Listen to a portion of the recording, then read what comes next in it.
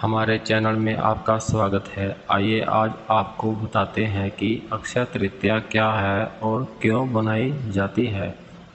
अक्षय तृतीया का क्या महत्व है और इसका व्रत करने से क्या फल मिलता है।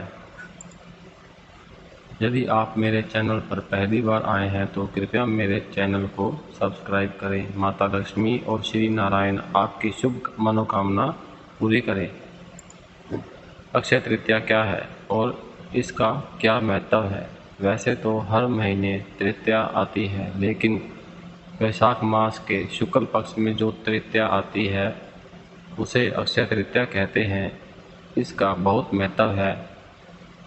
इस दिन किया हुआ दान पुण्य कई जन्मों तक मिलता है। इस दिन कोई भी शुभ काम बिना किसी मुहूर्त पंचांग को रहकर कर सकते हैं, जैसे गृह प्रवेश, नए वस्त्र, आभूषण, गाड़ी खरीदने या कोई भी मांगलिक काम कर सकते हैं।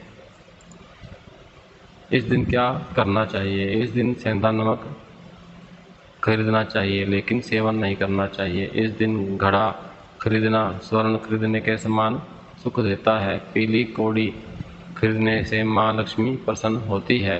पीली सरसों घर लेके आने से सुख ऐश्वर्य मिलता है। पीतल का बर्तन या चने की दाल खरीदने से घर में शुभता आती है। व्रत कथा। अक्षय तृतीया। एक दिन धर्मदास नाम का वैश्य था। वो बहुत धर्म कर्म करने वाला था और धर्म में आस्था रखने वाला था। सौभाग्य से उसने अक्षय तृतीया का महात्म्य सुन लिया। उसने ब्राह्मण से उस व्रत की पूजा विधि पूछ ली और अगली बार की अक्षय तृतीया का इंतजार किया। अक्षय तृतीया आते ही उसने गंगा स्नान किया, नए वस्त्र धारण कर विधि से सब देवताओं की पूजा की और ब्राह्मणों को दान दिया और उनको भोजन करवाया। वो ऐसा हर तृतीया को करने लगा।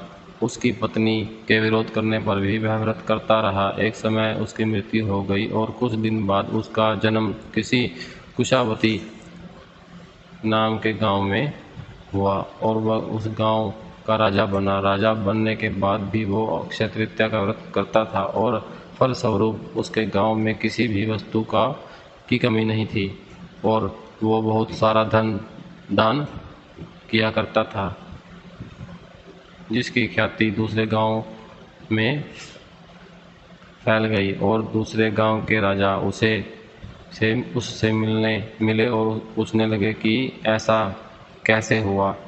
तो राजा ने अक्षय तृतीया की कथा उनको सुनाई और उन राजाओं ने भी अपने गांव में जाकर व्रत किया।